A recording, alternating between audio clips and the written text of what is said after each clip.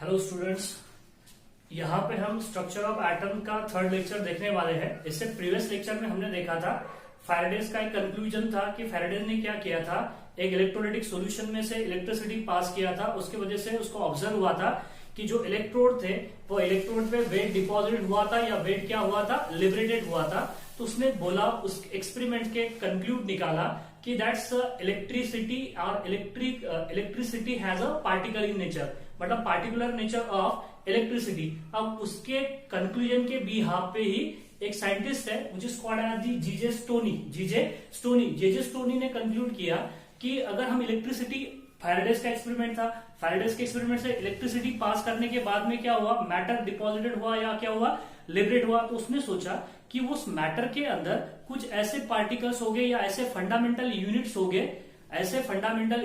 गए, कि जो क्या कर रहे हैं, चार्ज को कैरी कर रहे हैं। चार्ज को क्या कर रहे हैं, कैरी कर रहे हैं, मतलब चार्ज को एक जगह से दूसरी जगह पे क्या कर रहे हैं, मूव कर रहे हैं। तो सबसे पहले जीजे स्टोनी ने उस फंडामेंटल यूनिट्स को, जो कि जिससे क्या बोला है हमने, चार्ज बोला है, उसने उसको नाम क्या दिया था, electron. So the name electron was firstly given by GJ Stoney को पता नहीं था, सिर्फ उसको देखो एक्चुअली जो इलेक्ट्रॉन है वो इलेक्ट्रॉन जीजे थॉमसन ने डिस्कवर किया, लेकिन वो जो नाम है उसने एक चार्ज पार्टिकल बोला है, तो वो जो चार्ज पार्टिकल है, वो जो नाम जो दिया गया था वो किसने दिया था, जीजे स्टोनी ने। तो देखिए आगे की जो हम यहाँ पे प्रोसीड करने वाले हैं, आज के लेक्चर में हम देखेंगे कि इलेक्ट्रॉन की डिस्कवरी कैसी हुई, कौन कौन से एक्सपेरिमेंट किए गए, और इलेक्ट्रॉन पे जो चार्ज है, नेगेटिव चार्ज है, वो कितना चार्ज है, वो कैसे आया, इलेक्ट्रॉन का मास वो कैसे आया, ये सारी बातें हम आज के लेक्चर में डिस्कस करने वाले हैं। तो देखिए जो फैराडेज का जो लॉ था, या फैराडेज ने जो एक्सपेरिमेंट किया था, उसके बिहाफ पे ही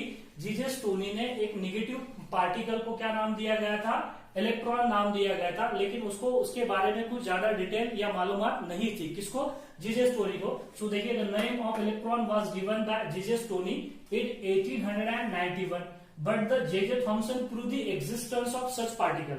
उसने बोला था कि कुछ ऐसे पार्टिकल्स होंगे, जीजे स्टोनी ने, जिसको नाम पहले दे दिया गया था, लेकिन उसका जो एग्जिस्टेंस है, किसका एग्जिस्टेंस, इलेक्ट्रॉन का एग्जिस्टेंस, ये किसने प्रूव किया था, that is the scientist which is called as the JJ Thomson. और जेजे थॉमसन ने 1897 में ये प्रूव किया था by using a CRT experiment. अब सीआरटी एक्सपेरिमेंट क्या है, दैट इसे कहा जाता है कैथोड रे ट्यूब एक्सपेरिमेंट।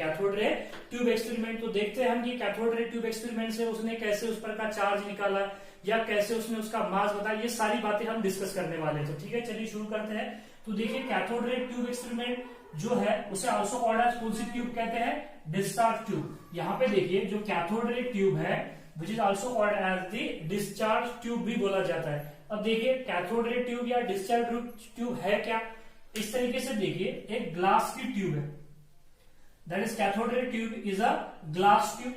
इस तरीके से क्या है, एक ग्लास ट्यूब है। और उस ग्लास ट्यूब के अंदर दो प्लेटें रखी हुई है। देखिए यहाँ पे एक प्लेट है, आपको दिखाई दे रही होगी, इस तरीके से एक प्लेट है, और दूसरी प्लेट उसकी अपोजिट साइड में एक दूसरी प्लेट रखी हुई है। ठीक है, यहाँ पे देखिए एक प्लेट यहाँ पे दिख रही है आपको, और एक प्लेट उसके अपोजिट साइड में रखी हुई है।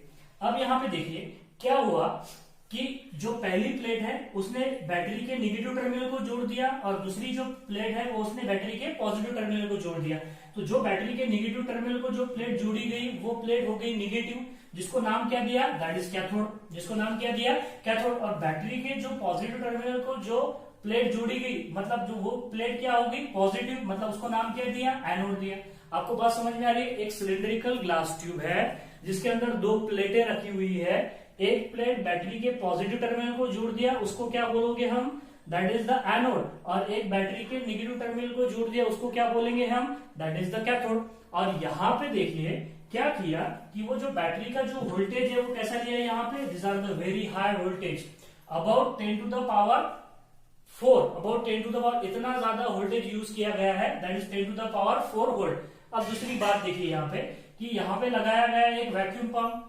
वो जो सिलिंड्रिकल ग्लास ट्यूब है, वो सिलिंड्रिकल ग्लास ट्यूब को एक वैक्यूम पंप लगा दिया गया है, और जितना गैस उसमें से हम निकाल सकते थे उतना मैक्सिमम गैस इस ट्यूब से बाहर निकाल दिया गया है with the help of this vacuum pump. आपको बात समझ में आ रही है कि इसके अंदर जितना भी गैस था वो मैक्सिमम गैस यहां से वैक्यूम पंप के जरिए निकाल जाएगा, बस थोड़ा सा लिटिल अमाउंट ऑफ गैस ही रखा गया।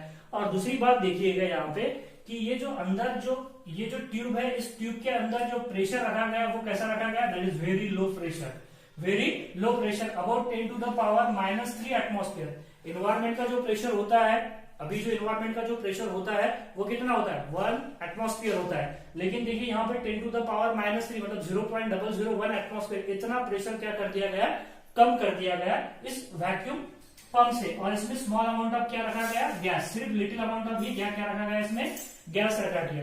अब यहाँ पे देखिए क्या हुआ कि ये कंडीशन पूछी जाती है, यहाँ पे ध्यान में रखना कि कैथोड रे ट्यूब में, देखो एनसीईआरटी में दिया है आपके कि कैथोड रे ट्यूब में हाई वोल्टेज और लो प्रेशर होता है, high voltage and low pressure. इस पे एमसीक्यू भी बन सकता है कि in CRT tube experiment high voltage high pressure, low voltage low pressure, high voltage low pressure. आपको बात समझ में आ रही है, इस तरीके से ऑप्शन भी बन सकते। तो ये बात ध्यान में रखिएगा, high voltage and the low pressure होते हैं, ये कंडीशंस है किसके लिए, कैथोड रे ट्यूब एक्सपेरिमेंट के लिए। अब यहाँ पे देखिए अब क्या हुआ, यहाँ पे ये देखिए अब हाई वोल्टेज क्यों लिया था मैं वो भी बताऊंगा आपको।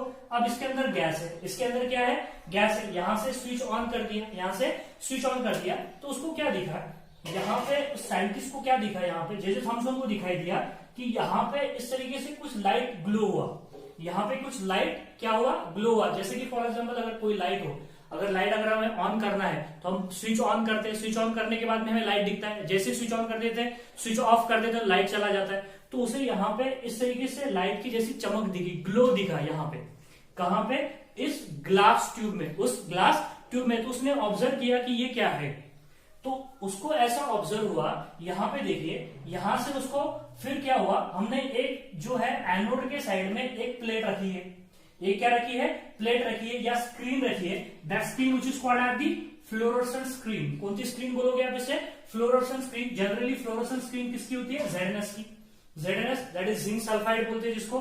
फ्लोरोसेंट स्क्रीन पे क्या आते हैं, स्पॉट आते हैं। एक स्क्रीन है, एक क्या है, स्क्रीन है, जिसपे क्या हो गया, जो इनविजिबल जो रेज होते हैं उनके हमको क्या दिखाई देते हैं, स्पॉट दिखाई देते हैं। जैसे कि रुदरफोर्ड एक्सपेरिमेंट आपने पढ़ा होगा, रुदरफोर्ड में क्या किया था, एक रेडियो एक्टिव एलिमेंट्स लिया था जिसमें से अल्फा बीटा और गामा रेडिएशंस मिले थे, लेकिन रेस तो हमको दिखाई नहीं देते। तो हमको एक फोटोग्राफिक प्लेट होती है, तो उस फोटोग्राफिक प्लेट पे क्या दिखाई देते हैं, उसके स्पॉट दिखाई देते हैं। तो वही स्क्रीन होती है जिसे हम फोटोग्राफिक प्लेट भी बोल सकते हैं, जिसके ऊपर हमको रेस के क्या दिखाई देंगे, स्पॉट दिखाई देगी कि यहाँ से रेस पास हुई है, यहाँ से रेस आई है। तो आपको बात समझ में आ गई होगी, ठीक है। तो अब यहाँ पे देखिए क्या हुआ था, जैसे उसने वोल्टेज बढ़ाना स्टार्ट किया, वोल्टेज बढ़ाना स्टार्ट किया तो उसको एक ग्लो दिखा, बाद में वोल्टेज और कम कर दिया तो ग्लो चला गया, बाद में और एक अप्रोप्रिएट लेवल तक के उसने वोल्टेज बढ़ाया तो ग्लो आ गया, फिर उसने वोल्टेज कम किया तो फिर क्या हो गया, ग्लो चला गया, और फिर उसने एक अप्रोप्रिएट लेवल के बाद में वोल्टेज बढ़ाने के बाद में क्या आ गया, ग्लो आ गया। तो आपको बात समझ में आ रही है कि एक पर्टिकुलर वोल्टेज पर ही यहाँ पे क्या आ रहा था, ग्लो आ रहा था। मतलब ऐसा क्या हो रहा होगा कि जब वोल्टेज हम बढ़ा रहे हैं तो वहां पे ग्लो आ रहा है। आपको बात समझ में आ रही है। एक्चुअली क्या होता है, यहाँ पे देखिए हमने हाई वोल्टेज क्यों लिया गया, क्योंकि आपको पता है कि that's energy is equal to क्या होता है, वर्क डन होता है। Energy is nothing but the work done, क्योंकि हम एनर्जी की डेफिनेशन ही बोलते हैं, energy is the capacity to do work. Work करने की जो कैपेसिटी है उसे क्या बोला जाता है, एनर्जी। अगर मुझे यहां से वहां अगर जाना है तो इसके लिए किसकी जरूरत है, ये अगर मुझे यहां से वहां जाना है, वर्क करना है, तो एनर्जी की जरूरत होती है। इसलिए एनर्जी और वर्क के जो यूनिट और डायमेंशन क्या होते हैं, सारे के सारे सेम होते हैं। मतलब energy is nothing but work और वर्क इज अ एनर्जी। तो यहाँ पे क्या हो रहा था, एक्चुअली यहाँ पे एक वर्क हो रहा था, that work which is a electrical work, that work is a electrical work. तो इलेक्ट्रिकल वर्क का फॉर्मूला क्या होता है, देखिए यहाँ पे इलेक्ट्रिकल वर्क और the electrical work done. Electrical work done का जो फॉर्मूला होता है वह होता है which is called as the charge into potential. क्या होता है, चार्ज इनटू पोटेंशियल। देखिए मैं फिर से लिखता हूं यहाँ पे एक वर्क हो रहा है, मैं आपको समझाऊंगा सारी बातें। इलेक्ट्रिकल वर्क डन का फॉर्मूला जो होता है वो क्या होता है, that is the charge into क्या होता है, पोटेंशियल। अब यहाँ पे देखिए जो यहाँ पे जो एक्चुअली यहाँ पे जो पार्टिकल्स है, वो जो इसके अंदर जो हमने बोला है कि हाई वोल्टेज जब हम बढ़ा रहे हैं तो इसके अंदर से, गैस के अंदर से पार्टिकल निकल रहे हैं।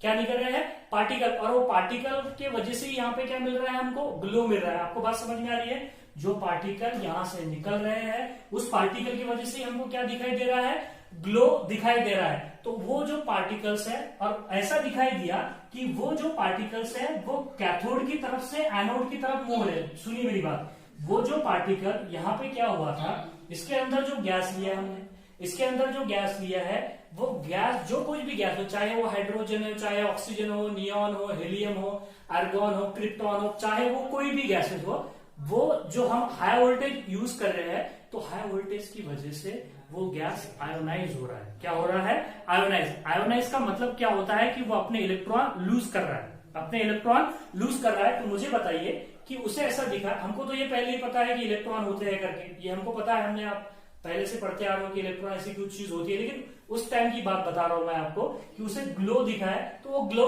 कब दिखा है कि वो जब गैस है वो एक पर्टिकुलर वैल्यू ऑफ वोल्टेज पे क्या दे रहा था, आयोनाइज हो रहा था, और आयोनाइज होने के बाद में एक ग्लो मिल रहा था। तो वो जो ग्लो मिल रहा था या लाइट मिल रहा था, उस पर प्लस को ऐसा दिखाई दिया कि इसके अंदर से कुछ रेज जो है वो कैथोड की तरफ से निकल रहे हैं और एनोड की तरफ माइग्रेट हो रहे हैं। देखिए यहाँ पे कुछ रेज कैथोड की तरफ से निकल रहे हैं और एनोड की तरफ क्या हो रहे हैं, माइग्रेट हो रहे हैं। अब इसमें जो है यहाँ पे कैथोड जो है वो निगेटिव है और जो एनोड है वो क्या है, पॉजिटिव है। तो उसको ऐसा दिखाई दिया कि कैथोड की तरफ से कुछ रेज निकल रहे हैं और वो एनोड की तरफ माइग्रेट हो रहे हैं। अगर वो एनोड की तरफ माइग्रेट हो रहे हैं, मतलब पॉजिटिव प्लेट की तरफ माइग्रेट हो रहे हैं, तो उनपे कुछ ना कुछ चार्ज होगा। मतलब उनकी तरफ कौन सा चार्ज होगा, पॉजिटिव या तो फिर नेगेटिव चार्ज होगा। लेकिन वो पॉजिटिव की तरफ माइग्रेट हो रहे हैं, तो इसका मतलब उनपे कौन सा चार्ज होगा, नेगेटिव चार्ज होगा। आपको पता है कि जो अनलाइक चार्जेस है वो एक में को क्या करते हैं, अट्रैक्ट करते हैं, अनलाइक चार्जेस क्या करते हैं, एक में को रिपेल करते हैं। तो ये जो यहां से उसे रेज जो दिखाई दी, जो कि ट्रैवल कर रही थी, फिर से सुनो, जो रेज दिखाई दी, आयोनाइजेशन क्या होता है मैं बताऊंगा आपको, ठीक है। जो रेज यहां से उसको दिखाई दी वो ट्रैवल कर रही थी from cathode to anode, cathode to anode, मतलब उनका ओरिजिन कहां था, कैथोड था। तो ये रेज को नाम दिया गया which is called as the cathode ray. कौन सा रे नाम दिया गया उनको, कैथोड रेज। तो कैथोड रेज कहां से निकलती है, कैथोड से निकलती है और एनोड की तरफ क्या करती है, ट्रैवल करती है। तो अब देखिए यहाँ पे फिर से आ जाइए, अब मैं बता रहा था आपको, अब वो जो रेज है वो एक चार्ज पार्टिकल है। वो क्या है, एक चार्ज पार्टिकल है। एक्चुअली पार्टिकल नेचर होता है उनका, वेव नेचर भी होता है, पार्टिकुलर नेचर भी होता है। पार्टिकल नेचर कैसा प्रूव हुआ था, ये सारी बातें हम डिस्कस करने वाले। तो अभी समझ लीजिए, उस पे ये जो रेज निकली है इसके ऊपर क्या है, चार्ज है। तो कुछ भी चार्ज होगा, तो जितना भी चार्ज होगा वो एक कांस्टेंट वैल्यू होगी चार्ज की, हम उसे वेरी तो नहीं कर सकते, लेकिन पोटेंशियल को हम क्या कर सकते हैं, यहाँ पे वेरी कर सकते हैं। पोटेंशियल को क्या कर सकते हैं, चेंज कर सकते हैं, क्योंकि चार्ज तो क्या है यहाँ पे, मुझे बताइए, ये जो चार्ज है ये क्या है, फिक्स है। ये चार्ज क्या है यहाँ पे, फिक्स है, लेकिन पोटेंशियल को क्या कर सकते हैं, वेरी कर सकते हैं। तो देखिए, तो यहाँ पे हमने पोटेंशियल बढ़ाया, पोटेंशियल बढ़ाने के बाद में एक पर्टिकुलर वैल्यू ऑफ पोटेंशियल पे हमको क्या मिला है, ग्लो मिला है। मतलब वहां से क्या निकल रहे हैं, रेज निकल रहे। मान लीजिए हमारे पास में एक, देखिए आपको पता है कुछ इस तरीके से गोला सा हमने पढ़ा है, आपको पता है कि इस तरीके से कुछ एटम होता है, वो एटम का एक सेंटर होता है, उसको क्या कहते हैं, उसको न्यूक्लियस कहते हैं। क्या कहते हैं उसको, न्यूक्लियस, बराबर है। दैट इज एक सेंटर होता है एटम्स का, उसको क्या बोला जाता है, which is called as the nucleus. अब यहाँ पे देखिए, ये जो न्यूक्लियस है, ये जो न्यूक्लियस है, इसके चारों तरफ इस तरीके से क्या घूमते हैं, इलेक्ट्रॉन घूमते हैं, ये आपको ये भी पता है। अब आपको पता है कि ये जो इलेक्ट्रॉन्स है इनके बीच में और ये न्यूक्लियस के बीच में और इलेक्ट्रॉन के बीच में एक डेफिनेट फोर्स ऑफ अट्रैक्शन होता है। होता है कि नहीं होता है, क्योंकि इलेक्ट्रॉन पे तो हमको पता है इलेक्ट्रॉन पे नेगेटिव चार्ज होता है और न्यूक्लियस पे कौन सा चार्ज होता है, पॉजिटिव चार्ज होता है। तो दोनों के बीच में क्या होगा, एक फोर्स ऑफ अट्रैक्शन होगा, एक फोर्स ऑफ अट्रैक्शन होगा। तो मुझे बताइए, अगर हम बोलोगे इस न्यूक्लियस में और इस इलेक्ट्रॉन में क्या है, force of attraction, force of attraction एक डेफिनेट फोर्स ऑफ अट्रैक्शन है। मतलब दो जो न्यूक्लियस है और इलेक्ट्रॉन है एक डेफिनेट फोर्स ऑफ अट्रैक्शन से क्या है, बंधे हुए हैं। एक डेफिनेट फोर्स ऑफ अट्रैक्शन से वो क्या हुए हैं, बंधे। अगर मुझे इस इलेक्ट्रॉन को अगर निकालना है तो दोनों के बीच में जो फोर्स ऑफ अट्रैक्शन है उसको ओवरकम करना पड़ेगा, तभी वो इलेक्ट्रॉन को निकाल पाऊंगा मैं। आपको बात समझ में आ रही है। अगर मुझे इस इलेक्ट्रॉन को निकालना है, अगर मान लीजिए ये इलेक्ट्रॉन अगर 10 किलो जूल, मतलब अगर इस इलेक्ट्रॉन, ये वाला इलेक्ट्रॉन अगर 10 के फोर्स से बंधा हुआ है इस न्यूक्लियस से, इलेक्ट्रॉन 10 के फोर्स से इस न्यूक्लियस से बंधा हुआ है, तो मुझे उस इलेक्ट्रॉन को निकालने के लिए 10 इतना फोर्स नहीं देना पड़ेगा, 10 से ज्यादा फोर्स देना पड़ेगा इलेक्ट्रॉन को निकालने के लिए। और जब मैं इस एटम से, इस न्यूट्रल एटम से इलेक्ट्रॉन को निकाल दूंगा तो देखिए यहाँ पे क्या फॉर्म होगा, देखिए यहाँ पे जब मैं इस न्यूट्रल एटम से देखिए यहाँ पे ये एटम्स है हमारे पास, फिर से देखिए इस न्यूट्रल एटम से अगर मैं इलेक्ट्रॉन क्या कर दूं, निकाल दूं, इस तरीके से इलेक्ट्रॉन निकाल दूंगा, तो ये जो एटम्स है इस तरीके से ये एटम पे कौन सा चार्ज आ जाएगा, पॉजिटिव चार्ज आ जाएगा। कौन सा चार्ज आ जाएगा, पॉजिटिव चार्ज, क्योंकि अगर हम इसमें से इलेक्ट्रॉन निकालेंगे तो इलेक्ट्रॉन बोले तो निगेटिव चार्ज अगर चला जाएगा तो एटम क्या हो जाएगा, इलेक्ट्रॉन डिफ्यूजन हो जाएगा। इलेक्ट्रॉन डिफ्यूजन हो जाएगा तो उस पर कौन सा चार्ज आ जाएगा, that is the positive charge. तो आप देखिए यहाँ पे कि यहाँ पे निकल गया इलेक्ट्रॉन और यहाँ पे बना है दैट इज द एक species which is called as the cation बना है। क्या बना है, कैटायन। उसी तरीके से हम यहाँ पे देखिए यहाँ पे क्या कर सकते हैं, H2 गैस है, H2 में से इलेक्ट्रॉन निकालोगे तो क्या बनेगा, H2 प्लस बनेगा। अगर मैं O2 में से इलेक्ट्रॉन निकालूंगा तो यहाँ पे क्या बनेगा, O2 प्लस बनेगा। क्या बनेगा, O2 प्लस बनेगा। तो ये जो इलेक्ट्रॉन्स है यही यहाँ से इस गैस मॉलिक्यूल से निकल रहे हैं। आप स्क्रीनशॉट लीजिए, आगे बढ़ते हैं।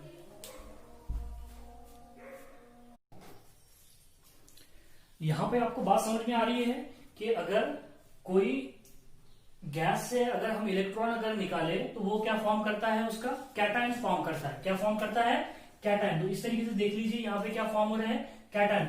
मतलब सुनिए यहाँ पे अगर हम एक पर्टिकुलर, मैंने आपको जैसे बोला है, अगर इस इलेक्ट्रॉन को अगर मुझे यहां से अगर निकालना है जो कि एटम से, न्यूक्लियस से वो 10 के फोर्स से बंधा हुआ है, अगर मुझे उसे निकालना है तो 10 से ज्यादा फोर्स अप्लाई करना पड़ेगा, तभी वो इलेक्ट्रॉन निकलेगा। तभी तो हम यहाँ पे हाई वोल्टेज उस इलेक्ट्रॉन को इस गैस के जो एटम्स है उसके अंदर से इलेक्ट्रॉन निकालने के लिए ही तो हम यहाँ पे क्या यूज कर रहे हैं, हाई वोल्टेज यूज कर रहे हैं। तो ये जो इलेक्ट्रॉन्स है यहाँ से जो निकल रहे हैं गैस से, तो वो क्या हो गए, उनके ऊपर नेगेटिव चार्ज होने की वजह से वो एनोड की तरफ, पॉजिटिव प्लेट की तरफ माइग्रेट हो गए, और हमें ऐसा दिखाई देगा कि वो कैथोड की तरफ से एनोड की तरफ जा रहे हैं। तो वो रेस को नाम दिया गया उस time which is called as the which rays, cathode rays. अब यहाँ पे जो कैटायन जो बने थे, ये कैटायन क्या हो गए, ये कैटायन मूव हो गए फ्रॉम, हमें ऐसा दिखाई देगा कि ये कैटायन मूव हो गए फ्रॉम एनोड टू कैथोड। तो उन्हें नाम क्या दिया गया, दैट इज द एनोड रे। एक्चुअली इस टाइम पे नहीं बोला गया कि एनोड रे उस टाइम पे डिस्कवर नहीं हुए थे। जब जे थॉमसन ये एक्सपेरिमेंट परफॉर्म कर रहे थे तो तब एनोड रेस के बारे में नहीं पता था, लेकिन एक्चुअली वो एनोड रेस उसी टाइम डिस्कवर होने जाने चाहिए थे, क्योंकि इसके अंदर एक कैथोड रेस फॉर्म हो रहे हैं और एक क्या फॉर्म हो रहे हैं, एनोड रेस फॉर्म हो रहे हैं। तो आई होप आपको बातें समझ में आ गई होगी। यहाँ पे दूसरी बात देखिए यहाँ पे कि ये जो यहाँ से जो रेज निकल रहे हैं ये मैग्नेटिक फील्ड और इलेक्ट्रिक फील्ड से क्या करते हैं, अफेक्ट करते हैं। कैसे इफेक्ट करते हैं, कहां से, ये बात कैरेक्टरिस्टिक प्रॉपर्टी में हम सारी बातें डिस्कस करने वाले हैं कि एनोड कैथोड रेज कैथोड से निकलते हैं और एनोड की तरफ क्या होते हैं, मूव होते हैं। उसके बाद में मैग्नेटिक और इलेक्ट्रिक फील्ड से क्या होते हैं, डिफ्लेक्टेड होते हैं। और यहाँ पे देखिए कि इनका पार्टिकल नेचर भी है, ये क्या करते हैं, कास्ट दी शैडो। ये सारी प्रॉपर्टी मैं यहाँ पे लिखने वाला हूं, आप जल्दी से स्क्रीनशॉट लीजिए।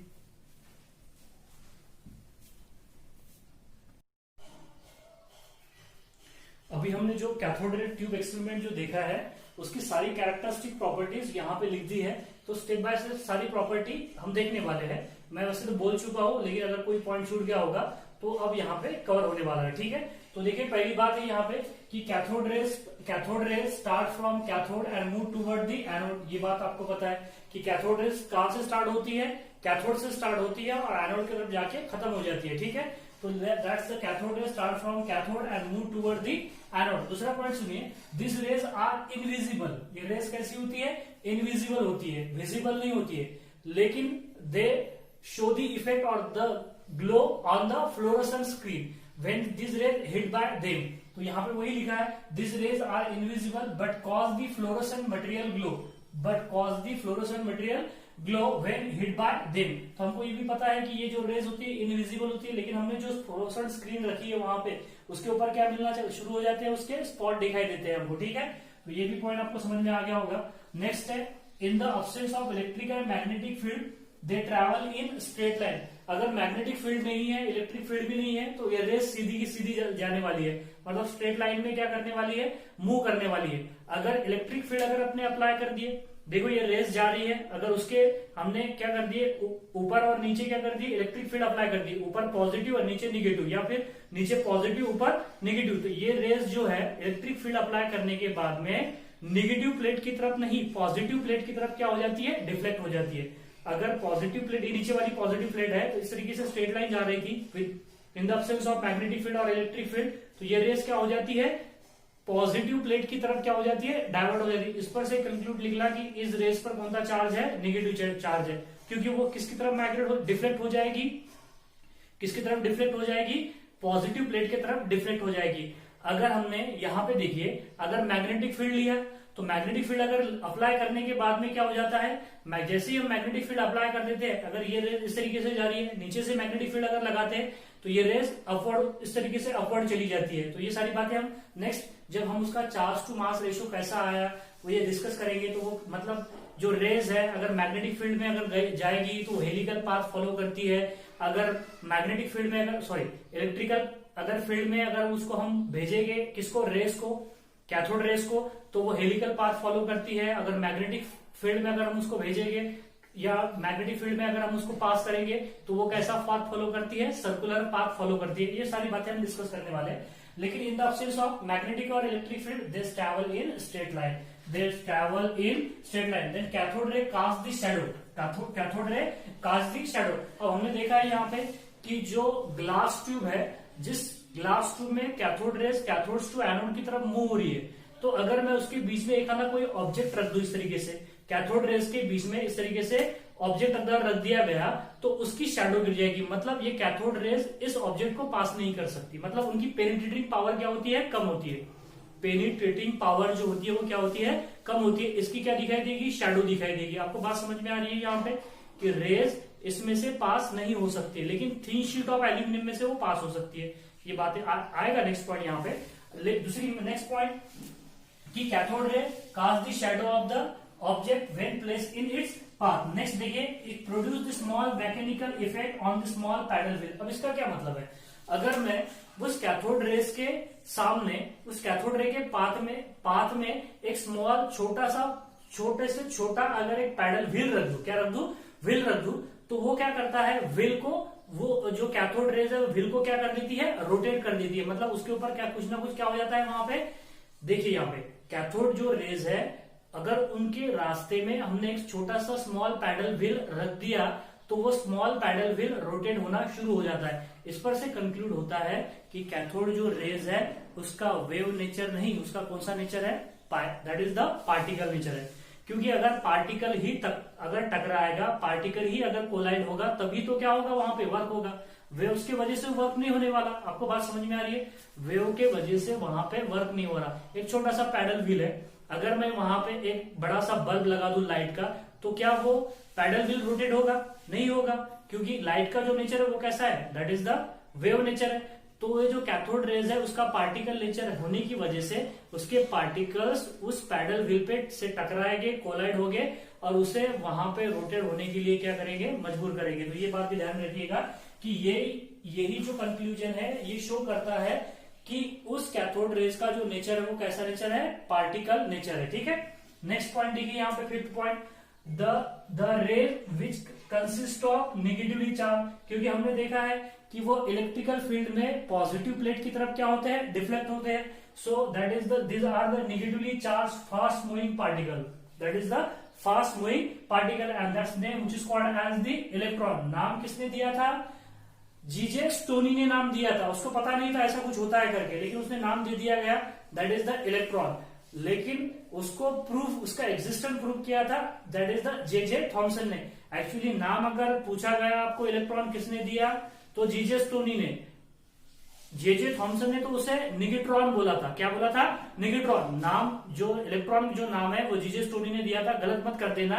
उसने तो उसे निगेट्रॉन बोला था, निगेट्रॉन बोला था, लेकिन एक्चुअली नाम जो जीजे स्टोनी ने वो सही दिया था, जिसको इलेक्ट्रॉन, और अभी तक के वही चला आ रहा है। ठीक है, लेकिन प्रूव किया था जे थॉमसन ने। ठीक है, नेक्स्ट देखिए यहाँ पे, and deflected by the magnetic field and the electric field. ये बात हो चुकी है, मैंने अभी बोला है आपको कि अगर इलेक्ट्रिक फील्ड में से पास करोगे तो वो क्या हो जाते हैं, डिफ्लेक्ट हो जाते हैं toward the positive plate. Magnetic field से भी डिफ्लेक्ट हो जाते हैं। मैग्नेटिक फील्ड नीचे से अप्लाई करेंगे तो ऊपर चले जाएंगे, और इस तरीके से क्या फॉर्म करेंगे, सर्कुलर पाथ फॉर्म करेंगे। इलेक्ट्रिक फील्ड में हेलिकल पाथ फॉर्म करेंगे, दोनों भी बताने वाला हूं। ठीक है, नेक्स्ट पॉइंट देखिए यहाँ पे, characteristics of cathode ray don't depend on, characteristics of cathode ray don't depend upon the nature of gas. हमने इसके अंदर वो ट्यूब के अंदर गैस लिए थे, वो कौन सा गैस है, कौन से टाइप का गैस है, हाइड्रोजन है, हेलियम है, नियॉन है, आर्गॉन है, ऑक्सीजन है, नाइट्रोजन है, उसका नेचर कैसा है उसके ऊपर डिपेंड नहीं है characteristic of cathode rays, and ना ही depend on the electrode use. हमने जो प्लेट यूज की थी, चाहे आप किसकी प्लेट यूज करो, एल्यूमिनियम की प्लेट यूज करो या गोल्ड की प्लेट यूज करो या प्लेटिनम की प्लेट यूज करो, वो प्लेट के नेचर पे भी डिपेंड नहीं करता characteristic properties of the which rays, that is the cathode rays. Next point देखिए यहाँ पे, cathode rays penetrate through the thin sheet of aluminium. एक पतली से पतली जो शीट होगी, जो आप सोच रहे हो उससे भी पतली, तो वो जो शीट में से क्या कर पाएंगे, वो पेनिट्रेट कर पाएंगे, मतलब निकल जाएंगे वहां से। कौन से रेस, कैथोड रेस, ठीक है। लेकिन ठीक शीट में से पेनिट्रेट नहीं होते क्योंकि उनकी पेनिट्रेटिंग पावर कम होती है। नेक्स्ट देखिए यहाँ पे, नेक्स्ट हो गया यहाँ पे, नेक्स्ट पॉइंट देखिए, charge to mass ratio of cathode rays. Charge to mass ratio of cathode rays, that is E/m ratio कहते हैं उसको। क्या बोलोगे आप, E/m ratio. E/m ratio of the cathode rays is always constant, is universal constant, is universal constant. और वो कितना होता है, 1.6 into 10 to the power 8 coulomb per gram, 1.76 into 10 to the power 8 coulomb per ग्राम। ये किसने निकाला है, जे थॉमसन ने निकाला था। उसने ये नहीं बताया कि इलेक्ट्रॉन पे चार्ज कितना होता है, उसको ये पता नहीं था कि इलेक्ट्रॉन पे चार्ज कितना, उसने E/m रेशियो निकाला था। ये कैसा निकाला था हम देखने वाले हैं अभी, कि उसने सिर्फ, उसे ये नहीं पता था कि इलेक्ट्रॉन का मास कितना होता है, इलेक्ट्रॉन पे चार्ज कितना होता है, लेकिन उसने E/m रेशियो निकाला था। ये कैसे निकाला था ये हम देखने वाले। 1.67 into 10 to the power 8 coulomb per gram, या 1.76 into 10 to the power 11 coulomb per KG, coulomb per KG. समझ में आ गई बात आपको। नेक्स्ट पॉइंट, एक और बात पॉइंट ध्यान में रखिएगा, यहाँ पे मैं इसी की वैल्यू जो है ये यहाँ पे लिख देता हूँ। और क्या थी, 1.76 into 10 to the power 11 coulomb per KG, coulomb per KG. अगर यहाँ पे देखिए मेरे पास, अगर मान लो कोई मेटल प्लेट है, मान लीजिए मेरे पास में प्लेटिनम की प्लेट है। कौन सी प्लेट है, प्लेटिनम की प्लेट। कुछ इस तरीके से हमने एक प्लेटिनम की प्लेट ली, मैं ठीक है प्लेट की जैसे निकाल देता हूं। अगर मैंने इस पे कैथोड रेस बम्बार्ड किया, कौन सा rays, cathode rays, cathode rays. तो कैथोड जो रेस बम्बार्ड करने के बाद में इसमें से जो रेस बाहर निकलेगी, देखिए मेटल प्लेट में से जब उसके ऊपर कैथोड रेस बम्बार्ड किए तो इसमें से जो रेस निकलेंगी, that rays which is called as the X rays, that rays which is called as the X rays. और एक्स रेस की आयोनाइजिंग पावर बहुत ज्यादा होती है, that's possess the more ionizing power। which power, ionizing power, मतलब किसी भी substance को या किसी भी गैस को आयोनाइज करने के लिए, मतलब उसके आयंस फॉर्म करने के लिए या उसके अंदर से इलेक्ट्रॉन निकालने के लिए। अभी तो मैंने बताया आपको, हाइड्रोजन से अगर इलेक्ट्रॉन निकल जाए तो H2 प्लस बनेगा, प्लस इलेक्ट्रॉन बनेगा। O2 से अगर इलेक्ट्रॉन निकल जाए तो क्या बनेगा, O2 प्लस बनेगा, और क्या बनेगा, इलेक्ट्रॉन बनेगा। और जो इलेक्ट्रॉन है वही तो क्या बोल रहे हैं, कैथोड रेस बोल रहे हैं उसको, उसी को तो क्या बोल रहे हैं, कैथोड रेस बोल रहे हैं। और वो दूसरा जो बचा कुचा होगा उसे क्या बोलोगे आप, दैट इज द कैटायन।